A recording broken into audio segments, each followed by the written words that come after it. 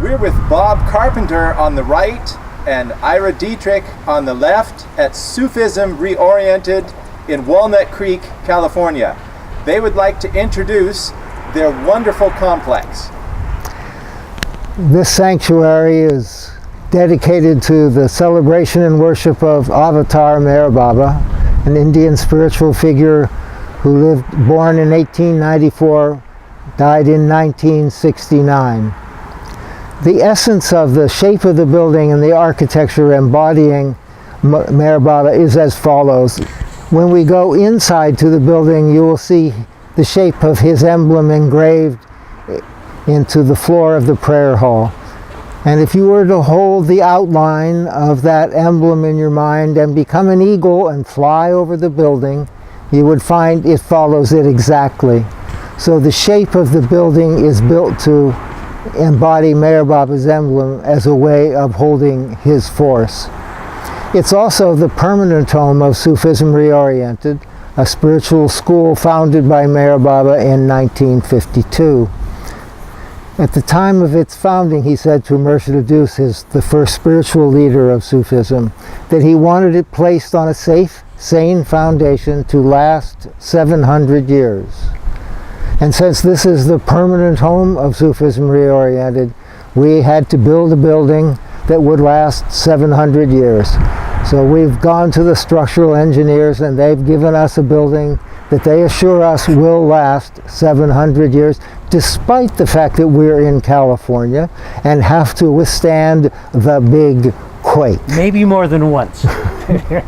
You might find of interest that this fountain, called an infinity fountain, is created out of black granite from a place in India called Bangalore. The granite was chosen because Bangalore is the home of Meher Baba's Universal Spiritual Center, so it made a nice tie since we're an American spiritual school. And the other interesting thing is that this is the same black granite that's used in the Vietnam Memorial. You'll notice the gold tiles, there's 24 karat gold encased in glass, and it's one of the few adornments you'll find in the sanctuary, mainly the use of the color white, representing unity, and then of course the gold as an accent color. And so the fountain reflects the image of the sanctuary at certain times of the day. We're standing on the roof of the underground building. 2/3 of our building is underground in order to be able to have the size that we needed within the acreage that we had. If you see the cladding, the marble cladding ends there, that's 4 feet down to the roof of the underground, the roof of the building. So that means all of this that you're seeing is a garden on top of the roof of the underground building. And you can see there, that's a skylight. Since the building is underground, everywhere that we could, we put in skylights in order to have natural light. Since if you're going to live underground, it's really nice to have some light. And that's our feature, and it's a part of the garden feature as well. So what we learned was that all the green roofs that anyone knows about in California and the western part of the United States are all on tops of buildings. This is the first ground level one.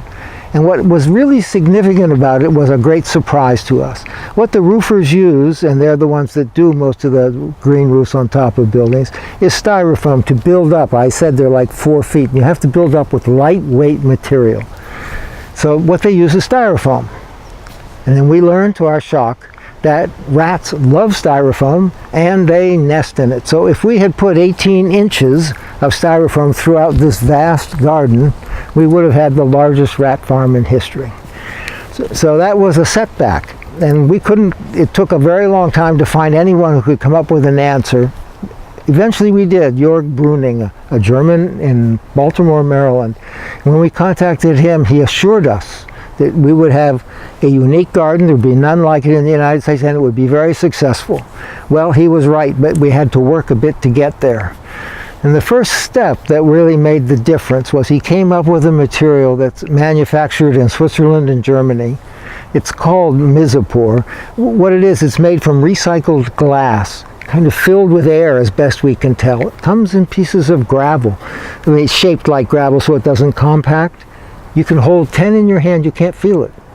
It weighs nothing. So it was perfect. They didn't put weight on and it provided a material that could build up 18 inches and the water could go through.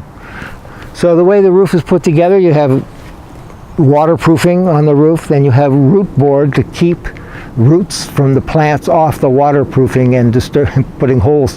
You don't want holes in a roof when you're living underneath it. And then comes the growing media. Dirt is too heavy for this kind of situation. Turns out that 90% of what makes things grow in the dirt are minerals. So they put together various formulas of minerals, that fast growing and slow growing and long lasting, and they put it in layers on top of that mesopore. And it is, because it's particles, it's just little tiny particles, it has no clay consistency, so when you irrigate, the water goes straight through. It would go off the roof, which is slanted. That way we would not be able to have this lovely kind of garden with roses and grass and the kinds of plants we have. So we put in dams that are 8 inches high, about every 20 feet throughout. So we retain 8 inches of water constantly. We can't have any more. Our structural engineer analyzed it very carefully, and he was very certain about it. If we had a piece of wood that went out more than 8 inches, we'd be in serious trouble, because he was adamant that we couldn't have more water than that, but he felt we could live with that. So we have a permanent 8 inches of water that's refreshed through the irrigation and through rain, and it has flourished in ways that it seemed totally remarkable to us and absolutely delightful. What we see here is Meher Baba's emblem. And it's a way, in a kind of shorthand, the way Meher Baba described for us the life we live and the way it has gone for millions and millions of years. There is one God, and that one God has not left creation but is continually involved in it. It is running creation according to a divine plan, and in order to run that divine plan, God incarnates in human form over and over again. Meher Baba has said it's every 700 to 1400 years that God comes in human form to up his divine plan and bring it closer and closer to the fulfillment of his overall plan. In between, in those years, the universe is run by 5 perfect masters who execute the plan that the avatar or the Christ, the God in human form. So this represents the current spiritual age. Spiritual ages are grouped in about 9,000 years and 7 incarnations. Goes on and on and on. This one starts with Zoroaster. That's the fire temple at the top. And then there's this Om in the Hindi language, and that represents Rama and Krishna. And the next incarnation, which is represented by the Wheel of Life, was Buddha. The next incarnation was Jesus, represented by the cross. The earlier incarnation of Abraham came before them all as the Star of David, and the crescent and star is Islam. We understand Meher Baba to be the next incarnation of God. He was beginning the next spiritual age. So that's the group that made up the last spiritual age. Meher Baba is the one that is bringing forward the new spiritual age. And he has, in a kind of simplest way to say it, he's called it mastery in servitude. That as we move forward in life, the way one masters oneself and masters life is by service to God, service to man, service to the earth. And one needs to learn that service selflessly, not with reference to the self, but gradually actually giving true service in all those ways by becoming aligned and more closely aligned with God. So this sanctuary is where we as our students are in school at Sufism Reoriented, trying to learn how to do all that. So that's a picture of Meher Baba. A little bit about the actual architecture of the building. Philip Johnson, who Murshida Carol, who was our spiritual teacher, was very taken with his architecture. She'd seen a building in Washington, at Dunbarton Oaks, the Pre-Columbian Art Museum, and it had many of the qualities that she hoped that our building would have. It had domes, it was circular, it let a lot of light in from the outside, and essentially it created spaces without walls. And so when we finally realized we were going to be able to build, she put some of that criteria together, and she contacted Philip Johnson, who at that time was still living in New York. But unfortunately, he passed away just a month or two after that letter went, and so he never really saw it. And so time went by, and maybe a few months later, his partner, Alan Ritchie, came back from China where he was working, and he saw the letter, and he called Murshida Carol, and he said, I've always wanted to design a sacred space, and I was involved with doing Dunbarton Oaks, so I would love to be able to do this. So after putting together some sketches from Murshida Carol's description of what she would like, what you see here is essentially exactly what he initially sketched. So it's remarkable how much he caught the spirit of it. But in terms of Philip Johnson and what Philip Johnson's firm brought to this, Philip Johnson was very, very careful about the mathematics of buildings, the proportionality between spaces, from the column height and its width to the spaces between them, the baseboards and their relationship to the cornices, all of the different mathematical things to create a sense of harmony. So I've had many visitors come here, even architects who didn't really know anything about Sufism at all, and one of their first comments sitting in this prayer hall was how harmonious it felt, because they were picking up on the sort of mathematical proportions that create that harmony. I wanted to be sure that was said, because nothing was not left out. One thing about that, the way Murshida Carol expressed that is that the building in itself would carry its meaning, its feeling, and so it need not be adorned except by the people that live in it. So you will find the building is unadorned except for a kind of epic mural downstairs, because in itself it holds the meaning, and one gradually feels it. And that's a part of the product of what Philip Johnson was concepts translate to. There's a certain kind of unity to all of this, and that's also one of the things that Mayor Baba said about the coming spiritual age, where he would be bringing all the religions together like beads on one string, meaning that at the core of every religion was the same truth. And there's a unity with that, and that over time, people would begin to see the unitary connections as opposed to the iconic differences. That's just a change in consciousness because it's all right there. Well, the building, because it's circular, a circle represents that kind of unity. Everything is equidistant from the center. Every point is equally the same, as is God equidistant from everything in creation. There's nothing closer to him or farther away because he contains it all. And so the whole use of the color white, the use of roundness and circles, essentially underscores and helps support that sense of unity. And one way that's been, at least personally for me, was a great surprise and was really wonderful. We had always had in traditional buildings, that is, where you sit and you look at people's backs, and you have nothing but long lines of people's heads in front of you. And suddenly meeting together in a space that's circular, you are so embraced. It is so amazing to sit. You just feel that you are held in the arms of love. And just the very act of being in a circular space is wonderful. It was a great enlightenment to me. Yes. There are some technical things too. Most of our classes are done videotape.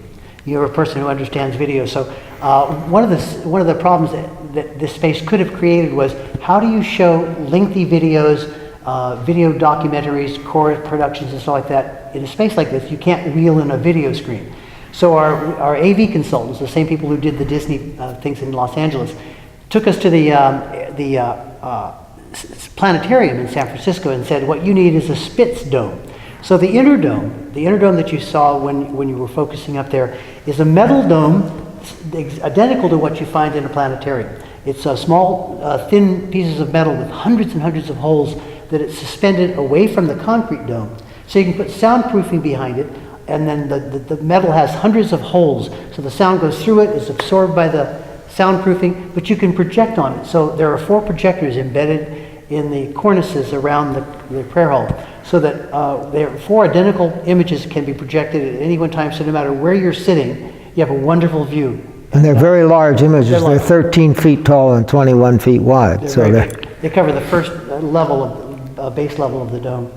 So that worked out to also allow us to use the highest technology we could. Because interestingly enough, Mayor Baba had said that the spiritual goal of the West was to master materiality. That's what we were bringing to the new spiritual age. And so in order to honor God and to honor that, we felt that to the degree that we could afford it, we wanted to have sort of the state of the art, the highest that man had been able to achieve, whether it was video and technology, whether it was architecture, whether it was finishes. And so essentially that was the background goal that Murshida Carol had as we were creating this space, was that we made it to honor that idea that the West had mastered materiality and now it was going to be turned to God. there was one little footnote that's kind of fun about that. You may have noticed this floor, which is seamless, and it's all over the building. And we desperately wanted seamless flooring, and you couldn't find it anywhere. It didn't seem to exist. Well, one of our members was looking at Architectural Digest, and there was an ad for Victoria's Secret. And the Victoria's Secret ad said, "We're bringing in this special flooring from Holland for our flagship store in New York." And there was a picture of the flooring, and it was gorgeous. So we flew one of our members to New York to look at the flooring, looked at the flooring, and fell in love with it. And what this is poured acrylic. So it's a liquid floor. So the first layer goes out, you floor, it's self-leveling to a degree, and then it's screed. There are 5 layers of it. So you have to wait a long time while it dries. Then you make the next layer, and then the 5th layer is done by hand. And what you end up with is a totally seamless flooring. It can be of any color that you want. This is the color we chose. And you'll feel, as you can feel it on your feet, it's softer on your feet than almost anything you would imagine. So that's a little tiny footnote. There are many things about this building that are like that. That are like that. They're one-offs all just building around building. Over a construction, they're fabulous people who handle all the concrete work and the excavation. I can't thank those people enough for all the work they did. The idea that you couldn't put anything on an angle, everything had to be done by circumference. The marble, the CAD drawings for the marble, where every piece of marble is cut on a radius in Italy through with a water laser jet, and had to fit exactly right. It's just a remarkable piece of workmanship. And when we opened the building, we devoted one full day bringing all the families of all the contractors and the people who'd worked on this building, whether they dug the hole, did the waterproofing, the wiring, no matter what they did. And so we spent a day honoring the contribution they had made to this building, because it's really critical for us that the way the building was put together is as important as the building itself. What went into it, the kind of values and attitudes, and the people who worked here just loved it. They just loved working on it, and we loved having them here. And what was surprising, they said that they had never had that done for them before. Never. They'd never been invited back to be celebrated for the work they'd done. I had one of the fellows who did the waterproofing underground. He was there with his wife and child. And I thanked him personally. And afterwards, he had tears in his eyes, and he said, our work is invisible. No one has ever recognized that. But we couldn't do otherwise. There was no piece of this that wasn't important. Not one piece. This amazing piece of art was created by one of our own members. His name is Patrick Beldio. And it took him 10 years to create under the guidance of our spiritual teacher, Murshida Carol. The sculpture is just some technical things about it. It's 39.5 feet tall, making it the second largest sculpture in the Western Hemisphere indoors. It weighs about 9 tons, and it's made of bronze and nickel. It's poured, and it all was poured in Richmond, California at Musée Artworks. But the artist himself took more than 10 years to create it. The theme of the sculpture, called The New Being, is essentially Mayor Baba's theme of creation. Essentially the evolution of consciousness through forms until full consciousness is achieved in the human form, and then that consciousness evolves and ascends back and joins God, from which was its source in the beginning. So if you were to look at the bottom of the sculpture, you could see that embedded in the bottom part of the sculpture are all of the early forms of creation through all the various realms of creation as consciousness evolves to essentially express itself through forms. You might say that in the beginning, the divine being who was without any knowledge of itself, had a kind of whim, which you might think of, Meher Baba called it a whim, like, who am I? And immediately you had the Big Bang, you had the beginning creations of forms, from simple to more and more complex, with the goal being the human form, which contains full consciousness and therefore can join God through the processes that exist in creation. The butterflies are interesting because they represent the transformative energy that fuels that process. Butterflies, both figuratively and literally, are transformative creatures. They start with in one form with one kind of consciousness, and then completely change forms and have a completely different kind of experience of life. And that's exactly what happens as consciousness evolves through all the early forms of creation up to man, and then that consciousness ascends back to God by becoming purer and purer.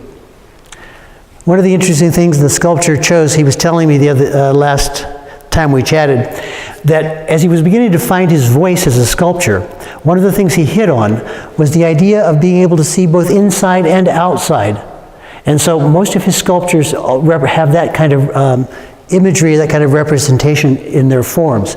But also as this sculpture itself began to evolve, he discovered exactly how important that concept was to the idea of, as consciousness evolves through the human form, all the dualistic things about human nature become less and less and less important. You'll notice the sculpture is androgynous. It has no particular gender identity, because those things become less and less important as consciousness evolves, and one identifies themselves less and less with the things of duality, and more with the divine, with God, with unity. So the sculpture, the hollowness of the sculpture, the ability to see inside and out of it, is part of that representation of that divine theme. The sculpture has interesting lighting. Our lighting designer, Janet Nolan from the Janet Nolan Associates in San Francisco, she designed the lighting to enhance the meaning of the sculpture. So the lighting not only includes lights up the staircase, which is actually part of the single work of art. The staircase design, the sculpture is all part of the same work of art. But also, there are floor lights, there's the natural light coming down, and then inside the sculpture, which you can't see now but you can see in the evenings, there are LED lights embedded in the lower left leg that you can't see, but they shine up and reflect off the heart of the inside of the sculpture. And so the platinum in the inside essentially radiates a kind of light, which expresses the idea that light is the divine light which we all express into the world. And as we evolve more and more, we express more and more of it. There are 24 columns. 8 of them are structural, concrete columns. They hold up the dome. The others are hollow, and that serves several purposes. One is it's a way of bringing air gently into the building. You'll see these louvers at the top, so the air floats out. It also is a way that we have the millions of wires that we have to connect to our control room down below for all the video and sound. But essentially, this was a critical element of the architect's understanding of what he wanted in the building. These are monumental columns. He felt the space and this building was in itself a truly monumental building. And he was able to embody that without enclosing. So you have a room without walls. It is clearly defined as a room, and yet it's wide open. And it enabled partly one of the things that Murshida Carol wanted so fully, which was there would be indoor, outdoor, and lots of light. It's not an enclosed space. There are many interesting things about this particular image. You'll notice there are 2 portraits of Meher Baba, one of them facing outward, and one of them facing away. You'll see the arms. This is the backward-facing form is God in the act of creation, before he actually knew himself and who he was. And at that moment of creation, you get the Big Bang, and then the evolution of consciousness through ever more complex forms down this left side. You'll notice here we had mentioned earlier, I believe, the various incarnations of the Christ or the avatar that has taken birth just through these systems of creation. You have Meher Baba, Muhammad, Jesus, Buddha, Krishna, Ram, and back to the anteriority of time, there have been thousands and millions and millions and millions. Creation is 4.2 million years old. This creation is 4.2 million years old. So this process has been going on for a very long time. So in this emblem, Meher Baba has described the history of God's incarnations as a human in this cycle of time. Buddha was a time of great renouncing and learning of Meher Baba had said at that time the world was the most materialistic it had ever been. So what Buddha did as the incarnation was to demonstrate total renunciation. He was a king, he was royal, he had a wonderful family, he had a beautiful life. He left it all behind to establish a path to God, the mindfulness. Jesus exhorted in so many ways, but Jesus really pushed things forward to love your neighbor, love everyone as yourself. He was the embodiment of love. One interesting thing about that, if you look at how consciousness evolves based on the work that an avatar does by anchoring through his own life, actually living those things. One of the things that Jesus brought, which didn't even exist at the time and needed to be demonstrated, was that kind of love, what you might think of as brotherly love. Love that was not for a woman, it wasn't for a treasure, it wasn't to raise children, it was the kind of love that one has for everyone at a certain kind of level, that everybody is me. And that was a brand new sort of consciousness that got introduced. Now it's much, you notice most human beings have access to that. That wasn't always true. And so one way of thinking about what just in this cycle of creation, the avatars that have come over the last 8,000 or 9,000 years, they each brought a particular kind of element of consciousness, anchored it here, lived it. And the way reincarnation works is once it's anchored and lived here, everyone has to experience it. That's how creation moves forward. Is that essentially we all have to experience all those things because they're all a piece of the kind of learning. And so in a certain kind of way, what amount of God can be held in creation evolves. In other words, God, only a certain amount of God can be actually held in creation at any particular time. And so that expands. Each time something new is able to be held and anchored, then it becomes expanded. Human beings begin to anchor it in various ways in various parts of the world, and then it becomes more standard, and then something new can be added. So in a sense, it's like a game. It's God coming to know himself in a human form. The whole purpose of creation essentially was to make creation itself divine. And that was the only point of it. It's kind of a game that God is playing. And I think we tend to think of God as a being. But God, before there was a being, whatever that infinite thing that existed was, no matter what you call it, whether you call it pure being, consciousness, the infinite self, creation is a way in which that self can actually self-identify in a certain way. And so every time a soul unites with God, joins God, it brings a different kind of complexity of things that it has learned that are unique. And so God itself, conscious God, expands in a certain kind of way. So it's a way of thinking of it as a kind of game. That's my own sort of interpretation of what Meher Baba has said of how that process works. Well, Sufism is a universal stream of a path of love. It began with Zoroaster. Sufism has been a part of this whole spiritual age. Sufis generally are people who are on the path, seekers on the path to return, who gather around the avatar or Christ each time he comes. They have different names at different times. Around Jesus they were known as the Essenes. At the time of Muhammad, they were particularly identified as Sufis, as Sufism, and there was a tremendous flowering and flourishing of Sufism under Islam. It was one form, because each time the avatar comes, he comes with a different spiritual vibration, with a different path of return to God. And the Sufis are those who gather around him to anchor it and live it during his time or shortly after his time, when he's physically present in creation. Now we have Sufism Reoriented. Meher Baba has reoriented Sufism. He has stripped it of its Islamic aspect for the future and returned it to its universal flow, and because it is in essence universal. It is not and at this time is being shaped by and will live the form and the vibration and the energy of Meher Baba. So as Sufism merges in the next time, it will be known as Meher Baba Sufism. Sufism Reoriented itself is a small school founded by Meher Baba to inculcate and to anchor that pattern. So he wrote out a charter. It's a charter that has qualifications for membership. It has a curriculum. It very carefully defines what the new Sufism for the future will be, Sufism Reoriented.